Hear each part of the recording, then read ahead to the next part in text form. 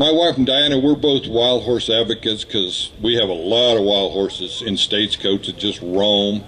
And so when we first moved up here, we wanted to see the wild horses, and so I wrote this poem. It's called The Flight of the Phoenician, because I came from Phoenix, Arizona. I left Phoenix, Arizona in 1998. I entered into a blissful matrimonial state. We tied the proverbial knot down near L.A. and moved to northern Nevada the very next day. Now, we ate at the buffets till we were about to choke, and we played the slot machines till we were darn near broke. But despite the neon lights, there's one thing that was true. Though I was living in the city, I was a country buckaroo. Now, one thing we heard of and we couldn't wait to see was a herd of Nevada's horses running wild and free. So one day we skipped the buffet and we skirted the casino and we drove out to Virginia City in the mountains east of Reno. We sighted our first Mustangs as we came around the curve. And I wanted to show my sweetie that I had a cowboy's nerve. So I handed her the camera, asked her if she'd take a shot of me and those wild horses so folks could see how close I got. I walked into the clearing, moved slowly toward the band, and sweetie aimed the camera just like I'd planned. I heard some hooves a moving and I thought that they'd fled. That's when I saw the stallion, his ears pinned flat to his head. I lost him for a moment as he went behind the tree, and when I came back into view, he was headed straight for me, and his demeanor said it all as into the clearing he broke, and my dreams of being a horse whisperer went right up in smoke.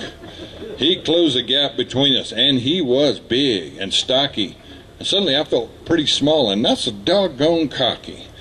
In fact, I turned and ran in panic, making a beeline for the car, and it seemed it took forever, though it really wasn't that far.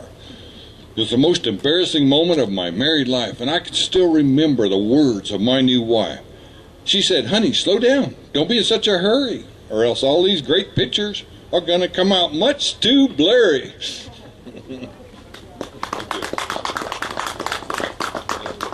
I always like to do one romantic poem in my set, and this is called Shut Her Up by Kissing.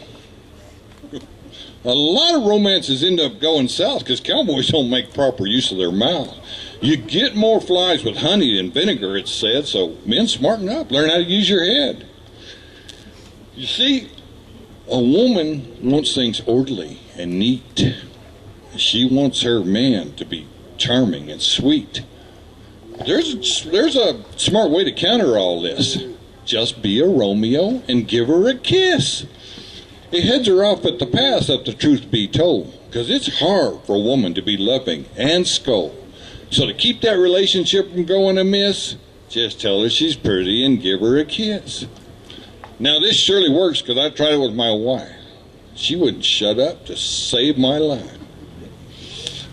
But now when she starts in, I just do this. I just spring into action and give her a kiss.